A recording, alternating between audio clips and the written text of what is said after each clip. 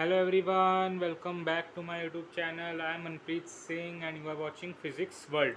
So today's video is all about laws of motion. ठीक है.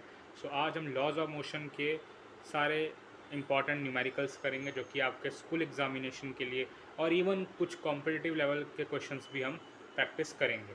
So today we are discussing the topics of impulse and momentum and pulley block problems and some other type of problems related to laws of motion. We are not discussing about circular dynamics. Yes, banked road and bending of cyclists. These are all in circular motion. ठीक है, तो मैं उसको circular motion के part में करूँगा.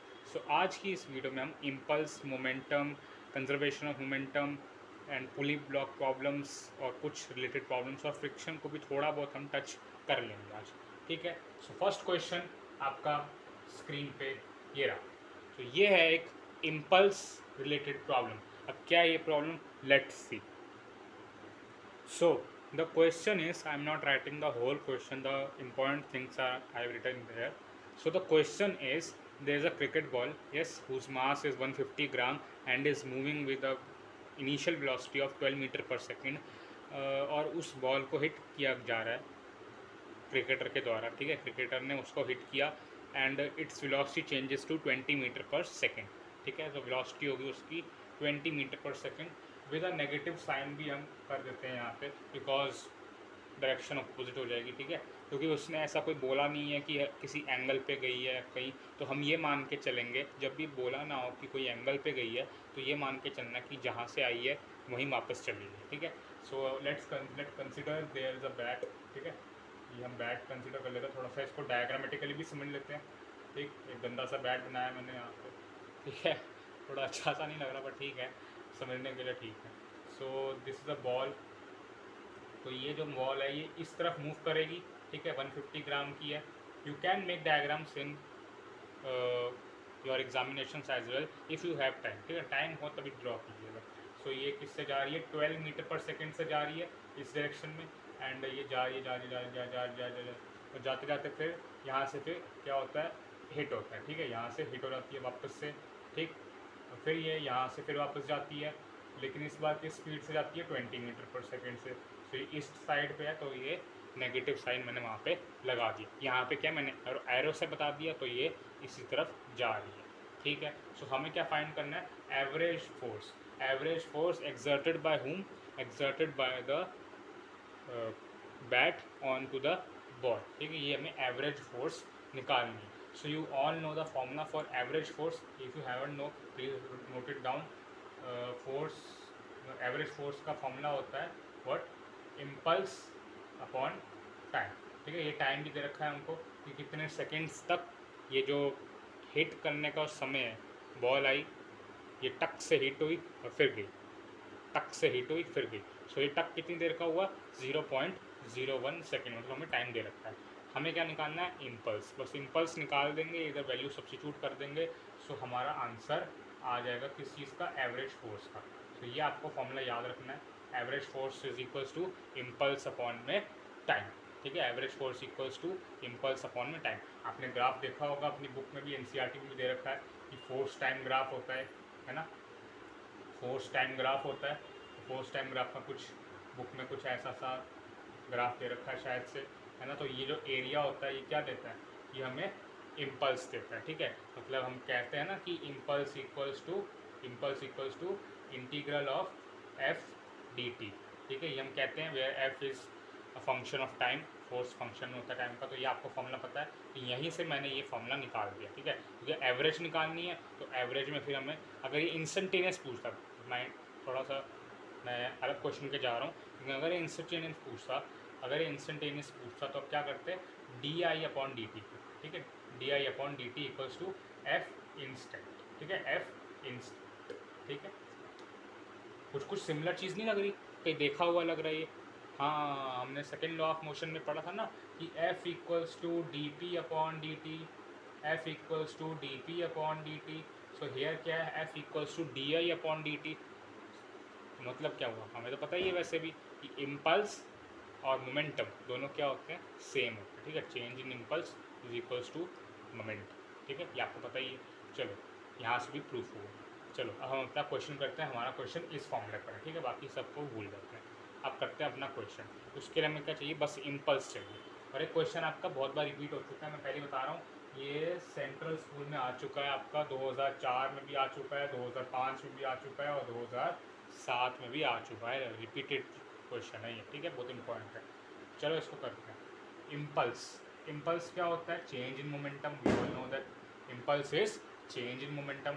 Change in momentum का formula क्या होता है, final momentum minus initial momentum. Final momentum m into V final minus m into V initial. m को कॉमन ले लीजिए, V final minus V initial. बस अब डायरेक्शन हमें डिसाइड करनी है, बाकी तो सब हो ही जाएगा। सो यहाँ कर देता हूँ मैं, we final 20 metre per second इस तरफ, v initial 12 metre per second उस तरफ। तो आपको जिसको नेगेटिव लेना है उसको नेगेटिव ले सकते हैं, आंसर तो आपका सेम ही आना है। सो एम वी फाइनल को मैंने, चलो मैंने -20 ले ही लिया, तो -20 फिर माइनस वी इनिशियल क्या है 12, तो 12 आ गए यहाँ पे। सो आंसर आपका क्या आया, एम की जगह 150। अब देखो ये थोड़ा सा ना ध्यान रखना चाहिए इस चीज़ का कि हमें ऐसा यूनिट्स में कन्वर्ट करना चाहिए, ठीक है, ऐसा यूनिट्स में कन्वर्ट करना चाहिए। सो 150 अपॉन 1000 कर दो आप यहाँ पे, 1 2 3। सो ये हो गया आपका कितना, 0.15, ठीक है, 0.15 आपका जो है kg, ठीक, 0.15 kg आपका क्या है, मास है। सो कन्वर्ट करना मत भूलिएगा बिल्कुल भी, नहीं तो क्वेश्चन गलत हो जाएगा, ठीक है।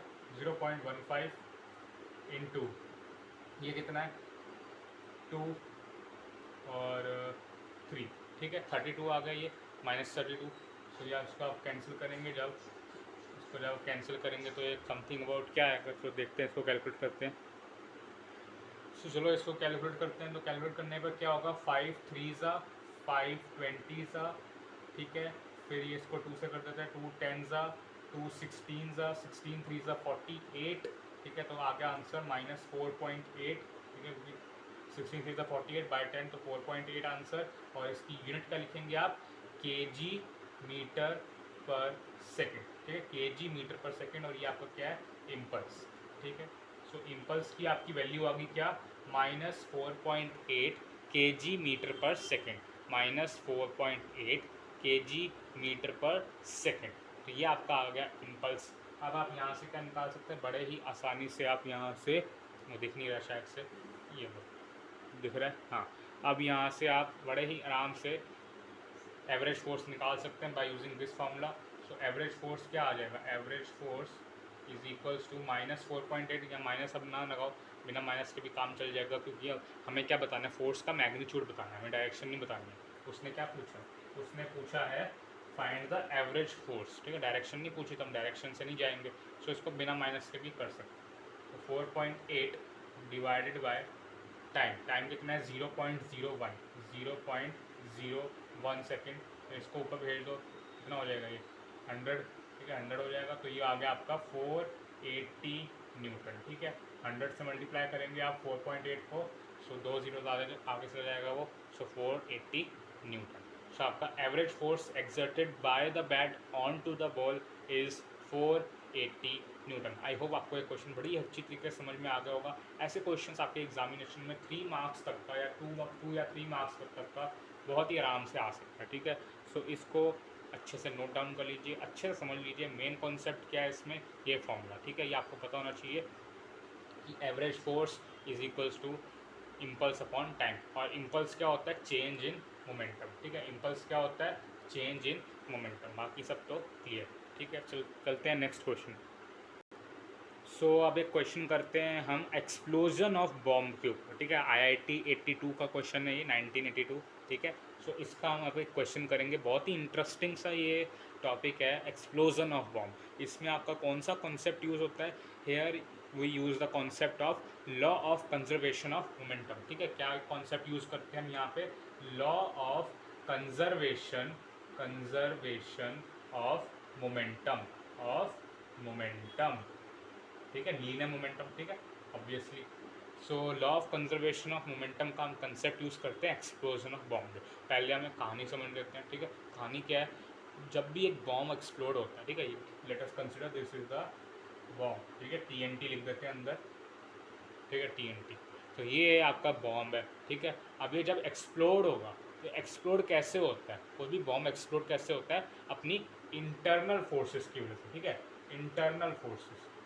इंटरनल फोर्सेस काम करती हैं जब भी कोई बॉम्ब क्या करता है, एक्सप्लोड, ठीक है। एक्सप्लोड करे, इम्प्लोड करे, हालांकि इम्प्लोड का क्वेश्चन नहीं आएगा आपको, पर जो भी होगा वो उसके इंटरनल फोर्सेस की वजह से होगा। अंदर कुछ न्यूक्लियर रिएक्शंस होंगे, उसकी वजह से ही टीएनटी ब्लास्ट होगा, ठीक। तो हमारा law of conservation of momentum क्या कहता है, एक बार रिकॉल करेंगे। Law of conservation of momentum states that if there is no external force applied on a system then the initial and the final momentum of the system remains conserve. Yes, so if there is no external force, वो ये नहीं कह रहा कि internal force हो या ना हो, उस पर वो कोई कमेंट नहीं कर रहा है। मतलब इंटरनल फोर्सेस हो भी सकते हैं, नहीं भी हो सकते। सो इंटरनल फोर्सेस हो सकते हैं, मतलब हम हमें उससे कोई दिक्कत नहीं होगी, हमारे सिस्टम को उससे कोई दिक्कत नहीं होगी। इसका क्या मतलब है, इसका मतलब है एट रेस्ट, जब वो एक्सप्लोड नहीं हुआ है तब जो उसका लीनियर मोमेंटम है, तब जो उसका लीनियर मोमेंटम है वो फटने के बाद भी उसका लीनियर मोमेंटम वही रहे। ये बात आपको ध्यान रखनी है। तो इसीलिए इसी कारण से एक क्वेश्चन आता है असर्शन रीजन में, वाई तो नहीं आगा वहाँ पे, उधर आता है क्वेश्चन कि in when a bomb explodes all the fragments of the bomb, जो फ्रैगमेंट्स होते हैं बॉम्ब के, वो हर डायरेक्शन में चले जाते हैं ऐसे ठूम। जब भी हम बॉम्ब को फोड़ने की एक्टिंग भी करते हैं कि बॉम्ब फट गया, हम ऐसे बोलते हैं, ऐसे। हम कभी भी ऐसे नहीं करते ये बॉम्ब फट गया, ये बॉम्ब फट गया, ऐसे करते क्यों भाई? तो ऐसे करने का मतलब क्या है कि हर जगह उसके फ्रैगमेंट्स हर डायरेक्शन में जा रहे हैं। हर डायरेक्शन में जाने से होता क्या है कि हर डायरेक्शन, क्योंकि लीनियर मोमेंटम क्या है, it is a vector quantity. So अगर एक यहाँ पे पॉइंट है, ठीक है, पॉइंट ओरिजिन है ये, यहाँ से अगर सारे वेक्टर्स निकल रहे हैं, ठीक है, सारे के सारे वेक्टर्स यहीं से ओरिजिनेट हो रहे हैं, नंबर ऑफ वेक्टर्स ओरिजिनेट हो रहे हैं, ठीक है, और सब सब अलग अलग डायरेक्शन में जा रहे हैं, सब अलग अलग डायरेक्शन में जा रहे हैं। सो उनका जो नेट रिजल्टेंट आ जाएगा, नेट रिजल्टेंट इस पूरे सिस्टम का वो क्या आ जाएगा, ज़ीरो आ, क्या आ जाएगा, ज़ीरो आ जाएगा। सो होगा क्या, मोमेंटम कंजर्व हो जाएगा। वही तो मोमेंटम हो गया कंजर्व, क्योंकि हर डायरेक्शन में चले गए, मोमेंटम वेक्टर क्वांटिटी है, सबको ऐड करेंगे, सो आंसर क्या आएगा, ज़ीरो। पहले भी क्या था, ज़ीरो, बाद में भी क्या है, ज़ीरो। कोई फ़र्क नहीं पड़ा। सो ये है एक्सप्लोजन ऑफ बॉम्ब का बहुत ही इंटरेस्टिंग सा कंसेप्ट। अब इस पे आ गया आपका IIT 1982 पे एक क्वेश्चन। क्या क्वेश्चन है, क्वेश्चन ये है, एक बॉम्ब है, ठीक है, एक बॉम्ब है, उसका मास कितना है, उसका मास है 1 किलोग्राम, ठीक है, 1 किलोग्राम का एक आपका बॉम्ब है, वो एक्सप्लोड हो जाता है, ठीक है, वो एक्सप्लोड हो जाता है। वो एक्सप्लोड कैसे होता है, वो एक्सप्लोड ऐसे होता है कि उसके दो पार्टिकल्स, दो फ्रैगमेंट्स कह लो, वो 90 डिग्री पे जाते हैं, ठीक है, दो फ्रैगमेंट्स 90 डिग्री पे जाते हैं, ठीक है, दो फ्रैगमेंट्स 90 डिग्री पे जाते हैं। अब उनकी स्पीड कितनी दे रखी है हमें, उनकी स्पीड हमें दे रखी है 30 मीटर पर सेकेंड, ठीक है, 30 मीटर पर सेकेंड, दोनों 30 मीटर पर सेकेंड की स्पीड से 90 डिग्री का एंगल बना के जाते हैं, ठीक है, बहुत अच्छी बात है। और हमें ये भी दे रखा है कि एक तीसरा भी है कोई, ठीक है, सिर्फ दो नहीं है, तीन पार्टिकल्स है, और तीनों का जो मास है उसका रेशो क्या दे रखा है, 1:1:3, ठीक है, 1:1:3। और हमें दे रखा है कि ये जो दो पार्टिकल्स जो 90 डिग्री पे गए हैं ये इक्वल मासेस वाले हैं, मतलब ये 1:1 मासेस वाले हैं, 1:1 मासेस वाले हैं, जो यहाँ यहाँ इस तरफ गए हैं 30 मीटर पर सेकेंड से। टोटल मास 1 kg है, ठीक है, 1:1:3 में वो डिवाइडेड है, 1:1:3 में वो डिवाइडेड है। तो इसका मतलब क्या हो गया, इसका मतलब ये हो गया सिंपल सा कि 1:1:3, आप इसको कैलकुलेट कर लेना, इसका आंसर क्या आएगा, 0.2 किलोग्राम, ठीक है, 0.2 किलोग्राम और 0.6 किलोग्राम, ठीक है, ये वाली रेशो के लिए 0.6 किलोग्राम और ये दोनों के लिए 0.2 किलोग्राम। जब इसको ऐड करेंगे आप कर सकते हैं m+3m इक्वल्स टू 1 kg, तो 4m इक्वल्स टू 1 kg आएगा। सो 1m की वैल्यू आपके पास ये आ ही जाएगी, ठीक है, 5m आएगा, हाँ 5m इक्वल्स टू 1 kg आएगा। सो m की वैल्यू आपके पास 0.2 kg आ जाएगी। सो 3m की आ जाएगी, 0.2 इंटू 3 दैट इज़ 0.6 किलोग्राम। ठीक है, तो रेशो का तो आपको बताइए कैसे करते हैं। तो ये आपके आ गए तीनों फ्रैगमेंट्स के मासेस। ठीक है, और इन दोनों का मासेस क्या हो जाएगा फिर 0.2 0.2। ठीक है, 0.2 किलोग्राम 0.2 किलोग्राम। समझिएगा इस क्वेश्चन को, बहुत इंटरेस्टिंग क्वेश्चन है। पॉइंट अभी तो क्वेश्चन स्टार्ट भी नहीं हुआ, तो 0.2 किलोग्राम और 0.2 kilogram 30 metre per second 30 metre per second, ये सब गिवन चीज़ है।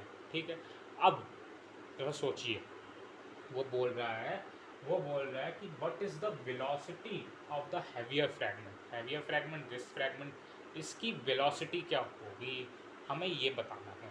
ठीक है, बता देंगे, उसमें तो कोई दिक्कत परेशानी नहीं है। पहले ये तो पता चले कि जा कहाँ रहा है वो।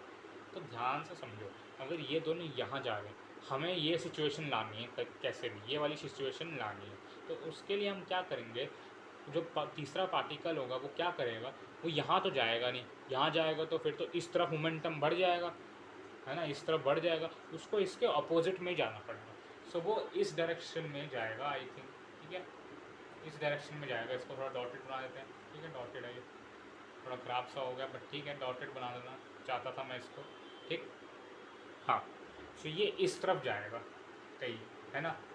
और ये हम ले लेते हैं v1, ये ले लेते हैं v2, मैं ले रहा हूँ वो स्पीड। ठीक है, v1 v2, और ये यहाँ पे है v। ठीक है, v3 नहीं ले रहा मैं, v ले रहा हूँ। और ये कितना मास है, मास हमें बताया रखा है 0.6 किलोग्राम, बताया नहीं हुआ, हमें कैलकुलेट करना है सिंपल सा। तो 0.6 kilogram, 0.2 kilogram, 0.2 kilogram 30 metre per second, 30 metre per second, और ये आ गया आपका 0.6 किलोग्राम। ठीक है, हमें क्या करना है, हमें ये velocity v velocity find out करनी है कैसे भी। ठीक है, v वेलोसिटी कैसे भी करके हमें फाइंड आउट करनी है। ठीक है, अब हम क्या करेंगे, ध्यान से समझना इस चीज़ को, बहुत ध्यान से देखो। हम क्या करते हैं ना, ये जो दोनों हैं, ये दोनों की हमें सारी चीज़ें दे रखी हैं, मास दे रखा है, वेलोसिटी दे रखी है, इवन डायरेक्शंस भी दे रखी हैं। ठीक है, सो हम क्या करते हैं, हम एक काम करते हैं, इन दोनों का रिजल्टेंट निकाल लेते हैं, है ना। इन दोनों का इस एक्सिस पे, इसके बिल्कुल अपोजिट स्ट्रेट लाइन पे हम निकाल लेते हैं वैल्यू। ऐसा क्यों कर रहा हूँ मैं बताता हूँ। ऐसा इसलिए कर रहा हूँ, अगर मैं इसके अपोजिट में मैंने कोई चीज़ निकाल ली, तो मैं इन दोनों को आपस में इक्वेट कर दूंगा, क्योंकि तभी तो, अगर ये इक्वल इसके होगा तभी तो हमारा ये चीज़ वैलिड करेगी। ये वाली जो चीज़ है, law of conservation of momentum है, ये एक्सप्लोजन ऑफ बॉम्ब का जो एसेंस है वो वैलिड करेगा, क्योंकि एक्सप्लोजन ऑफ बॉम्ब क्या कहता है, फटने से पहले फटने के बाद सब कुछ बराबर रहेगा। ठीक है, सब कुछ बराबर रहेगा, फटने से पहले भी कान बंद हो जाते हैं, फटने के बाद भी कान बंद हो जाते हैं, सब कुछ बराबर रहता है। ठीक है, सो ये बात। सो अब हम क्या करते हैं, ध्यान से देखो, फिर से देखो, अगर हम ध्यान से देखें, ये mass equal velocity, velocity equal, सब कुछ तो इक्वल है, तो ये 45 भी तो इक्वल ही होगा। मतलब जो इनका रिजल्टेंट होगा वो कहीं बीच से ही तो जाएगा, समझ रहे हो, कहीं बीच से तो जाएगा, क्योंकि ये दोनों वेक्टर इक्वल है, दोनों के दोनों वेक्टर्स इक्वल हैं। दोनों के दोनों वेक्टर्स अगर इक्वल है तो उनका रिजल्टेंट भी तो बाइसेक्ट करेगा ना एंगल को। वो सिंपल सा आप रीज़न लिख देना वहाँ पे कि because vectors are equal and hence the resultant bisect the angle between the two vectors. ठीक है, सो 90 को डिवाइड करेगा टू इक्वल हाफ्स में, क्या हो जाएगा 45 डिग्री, 45 डिग्री। अब हम क्या करते हैं, अब हम इन दोनों को इक्वेट करेंगे। ठीक है, अब यहाँ हम लाएँ क्या, पहली बात देखो, law of conservation of momentum का हम यहाँ पे इक्वेशन लगाते हैं। सबसे पहले क्या कहती है law of conservation of momentum की इक्वेशन, कि अगर हमने इसको और इसको बैलेंस कर दिया तो हम वहाँ से ये b निकाल पाएंगे। सबसे पहले लिख देते हैं फिर m3, ये m3 है ना, m3 टाइम्स v। ठीक है, इस तरफ का मोमेंटम ये हो जाएगा इक्वल टू, यहाँ पे क्या मोमेंटम की वैल्यू है वो हम चेक करेंगे इन दोनों के सम से। ठीक है, इन दोनों के सम से, इन दोनों के वेक्टर सम से, इन दोनों के रिजल्टेंट से, कुछ भी बोल लो। ठीक, सो m3v इज इक्वल टू, अब देखो यहाँ इसका, यहाँ पे हमें निकालना कंपोनेंट, और इसका इस तरफ हमें कंपोनेंट निकालना है। तो हम कैसे निकालेंगे वो ज़रा से समझिएगा। ठीक है, यहाँ से मैं एक परपेंडिकुलर ड्रॉ कर देता हूँ। ठीक है, ये परपेंडिकुलर, और यहाँ से मैंने ये ड्रॉ कर दिया, यहाँ एक परपेंडिकुलर। ठीक है, हमें क्या करना है, यहाँ हमें निकालनी है वैल्यू, ठीक है, इधर हमें वैल्यू फाइंड आउट करनी है। सो हम सिंपल सा एक तकनीक इस्तेमाल कर देंगे यहाँ पे। वो क्या तकनीक होगी, हम यहाँ पे देखेंगे, देखो ये क्या है हाइपोटेनस, ये क्या है बेस, ये क्या है हाइपोटेनस, ये क्या है बेस। तो हम क्या करेंगे, यहाँ पे कॉस की वैल्यू लगाएंगे, सिंपल सी बात है। हम यहाँ पे क्या लगाएंगे, कॉस की वैल्यू तो लगाएंगे, और क्या करेंगे, कॉस की वैल्यू हम यहाँ पे लगा देंगे, इसके कॉस की वैल्यू हम यहाँ पे लगाएंगे। देखते हैं कैसे करते हैं।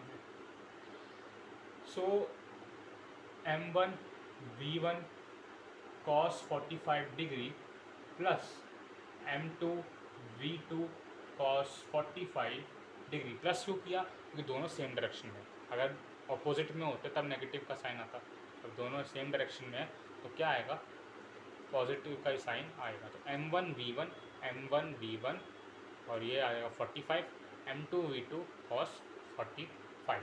आई होप आपको ये बात बहुत अच्छी तरीके से क्लियर हो चुकी है। m1 v1 cos 45, m2 v2 cos 45।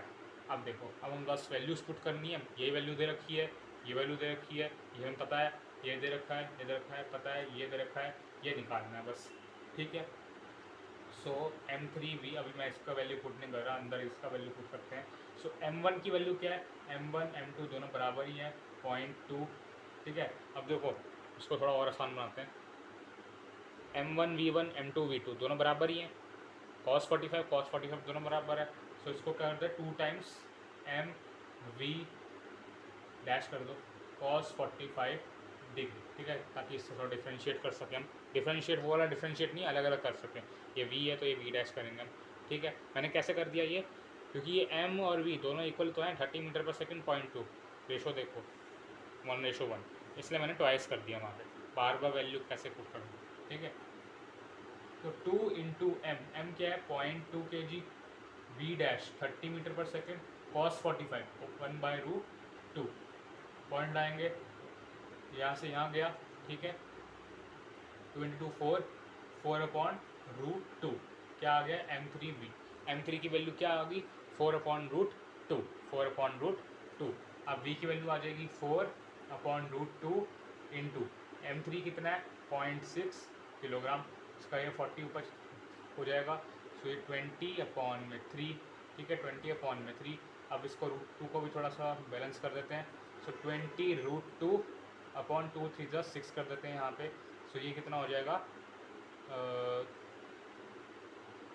3 2 sorry 3 2 नहीं, 2 3 2 10, ठीक है। तो ये कितना हो गया, v = 3.33√2 मीटर पर सेकेंड, ठीक है, 3.33√2 मीटर पर सेकेंड, ठीक है। ये वैल्यू आ गई आपकी बहुत अच्छी तरीके से। आई होप आपको समझ में आ गया होगा ये क्वेश्चन कैसे किया, ठीक है। ये क्वेश्चन मैंने कैसे किया आपको अच्छे से समझ में आ गया होगा। तो चलो थर्ड क्वेश्चन की तरफ बढ़ते हैं। अब हम थर्ड क्वेश्चन भी एक बड़ा इंटरेस्टिंग सा, हम इम्पल्स वाले टॉपिक से ही लेने वाले हैं, बट थोड़ा सा हाई लेवल का है, ठीक है। थोड़ा 5 मार्क क्वेश्चन है ये, ठीक। मेरे पेपर में भी आया था, हालांकि मैं छोड़ के आ गया हूँ इस क्वेश्चन को। ये बात नहीं मुझे आता नहीं था ये, बट टाइम ख़त्म हो गया था, ऑब्वियस सी बात है। मैं बहुत दुखी था उस दिन कि मेरा क्वेश्चन छूट गया, बट आज मैं खुश हूँ। किस वजह से, आपने कम्युनिटी सेक्शन में देखा होगा अगर, सो मुझे आज प्राइज़ मिला है, यस, बड़ी खुशी हो रही है आज। So that's why I am very happy today, ठीक है। थर्ड क्वेश्चन करते हैं। थर्ड क्वेश्चन में क्या है, थर्ड क्वेश्चन में हमें ये दे रखा है, हमें इम्पल्स वाली चीज़ है यहाँ पे, ठीक है। मैं आपको क्वेश्चन पूरा समझा देता हूँ। देखो हमें दे रखा है कि एक बॉल है, ठीक है, बॉल का मास m है, ठीक है, बॉल का मास m है, ठीक। हमें यहाँ पे देखो सबसे अच्छी बात क्या है इस क्वेश्चन की, इस क्वेश्चन में कोई भी कैलकुलेशन नहीं है, वेरिएबल्स में बात हो रही है, ठीक है। बॉल का मास है m, ठीक। अब 2 केसेस हो रहे हैं, क्या कैसे कैसे केसेस, एक है ये ऐसा, एक ऐसा केस है कि यहाँ पे बॉल है मास m की, वेलोसिटी इसकी v है, ठीक। ये जा रही है जा रही है जा रही है, टक्कर खा के ये स्ट्रेट लाइन से वापस आ जाती है, वो भी बिल्कुल v वेलोसिटी से, ठीक। स्ट्रेट लाइन से वापस आ जाती है, मास अभी भी m ही है, इसका कोई लॉस नहीं हुआ है मास में, v से गई थी, v से ही वापस आ गई है। पहला केस तो ये है, ठीक है, स्ट्रेट लाइन से गई थी, स्ट्रेट से ही वापस आ गई। दूसरा केस क्या है, ये तो पहला केस हो गया। दूसरा केस क्या है, दूसरा केस थोड़ा सा अलग है, बट इतना भी अलग नहीं है। क्या है, अब ये जा रही है बॉल यहाँ ओब्लिक, ओब्लिक से ये इसको हिट कर रही है। ओब्लिक का मतलब किसी एंगल पे, आप वो एंगल क्या पता करते हैं, यहाँ पे गई, ठीक है, यहाँ पे गई, एरो बनाया था थोड़ा सा, यहाँ पे गई और यहाँ से ये वापस आ गई, ठीक है, यहाँ से ये वापस आ गई। तो अब हमें बताना है, अब हमें क्या बताना है, अब हमें ये बताना है, इधर भी मास है ना, वेलोसिटी भी है, यहाँ भी वेलोसिटी भी है, इस तरफ ये इस तरफ, और ये जो एंगल है, ये जो एंगल है ये हमें 45 डिग्री का दे रहा है, ठीक है, 45 डिग्री का हमें एंगल दे रहा है, ठीक है, बहुत अच्छी बात है, हमें 45 डिग्री का एंगल दे रखा है। अब हम बताना क्या है, यहाँ पे इम्पल्स मान लेते हैं I1 आएगा, ठीक, यहाँ पे इम्पल्स मान लेते हैं I2 आएगा। उस क्वेश्चन के 3 पार्ट्स थे, ठीक है, 3 पार्ट्स थे, मैं आपको तीसरे पार्ट करके बता दूंगा, तो तीसरे पार्ट में हमें पहले के 2 करने ही पड़ेंगे। पहला पार्ट था कि I1 निकालो, दूसरा पार्ट था I2 निकालो, तीसरा पार्ट था दोनों का रेशो निकालो। क्वेश्चन बड़ा इजी था, क्वेश्चन में कोई डिफ़िकल्टी नहीं थी एज सच, बस वो होता है ना जब घंटा बच जाता है ना ऊपर, 15 मिनट जब रह जाते हैं पेपर में, अब 5 नंबर का क्वेश्चन दिख रहा हो तो हालत ख़राब हो जाती है। लेकिन घर आके मैंने देखा तो मैंने सोचा यार क्या ऐसा क्वेश्चन छोड़ के आता हूँ मैं, इतना ईजी सा क्वेश्चन है। तो चलो, हो सकता है आप में से किसी का बेनिफिट हो जाए, मुझे खुशी हो जाएगी इससे। तो करते हैं इस क्वेश्चन को स्टार्ट। मैंने अभी क्वेश्चन पेपर में देखा है 45 डिग्री नहीं है, ठीक है, वैसे 45 डिग्री से भी सॉल्व कर लेना, ठीक है, आपका होमवर्क है 45 डिग्री से सॉल्व करना है इसको। एक्चुअल क्वेश्चन में 60 डिग्री, ठीक है, कोई फ़र्क नहीं पड़ता उससे, 60 हो, 45 हो, 30 हो, 90 हो, जो सा मर्जी हो, होना चाहिए बस। सो 45 से आप अपने घर में करना। अभी हम यहाँ पे 60 से करते हैं, ठीक है, आ जाओ यहाँ पे। अब I1 I2 मैं नहीं निकाल रहा, सीधा I1 रेशो का I2 निकाल रहा हूँ, ठीक है, क्योंकि इनमें हमें निकालना ही पड़ेगा, ऑब्वियस सी बात है। तो चलो निकालते हैं। देखो सबसे पहले ना, अगर ये क्वेश्चन मानना आपके नीट जेई में आ जाए, ठीक है, नीट जेई में ये वाला क्वेश्चन आ जाए, वो आप को दे दे 4 ऑप्शंस, या 4 ऑप्शंस दे दे, और नीट में आएगा ऑब्वियसली, जेई में ना आने से रहा ये ऐसा क्वेश्चन।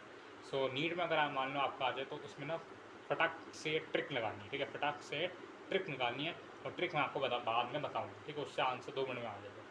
तो चलो सबसे पहले करते हैं I1, ठीक है, I1 कैसे निकालेंगे, देखो I1 दो, इम्पल्स कैसे निकलता है, इम्पल्स चेंज इन मोमेंटम से भी निकल सकता है, इम्पल्स आपका एवरेज फोर्स वाले फॉर्मूले से भी निकल सकता है, ठीक है, यहाँ फोर्स का कुछ लेना देना हो नहीं रहा है, फोर्स हमें पता नहीं चल रहा, तो यहाँ से क्या करेंगे, चेंज इन मोमेंटम का फॉर्मूला लगाएंगे। तो चेंज इन मोमेंटम का फॉर्मूला लगा देते हैं, चलो। सो I1 की वैल्यू क्या आ जाएगी, चेंज इन मोमेंटम, ठीक है, चेंज इन मोमेंटम 1 कर देते हो चलो यहाँ पे, ठीक है, चेंज इन मोमेंटम 1। सो ये क्या है, P final minus P initial, whole bracket में सबस्क्रिप्ट में मैं 1 लिख देता हूँ। सो P फाइनल क्या है आपका MV ही है, ठीक है, P फाइनल में आपका MV ही है, माइनस ऑफ माइनस MV, ठीक है, एक को तो मुझे नेगेटिव लेना ही पड़ेगा। मैंने क्या कर दिया, मैंने P फाइनल यानी कि P, ध्यान सुनिएगा, P फाइनल यानी कि इस तरफ वाले को मैंने पॉजिटिव लिया, इस तरफ वाले को मैंने नेगेटिव लिया। यूजुअली उल्टा होता है, पर मैंने ऐसा क्यों करा, ताकि आंसर पॉजिटिव में आ जाए, पॉजिटिव चीज़ें देखना अच्छा लगता है, सो पॉजिटिव आंसर है, इसलिए मैंने ऐसा करा।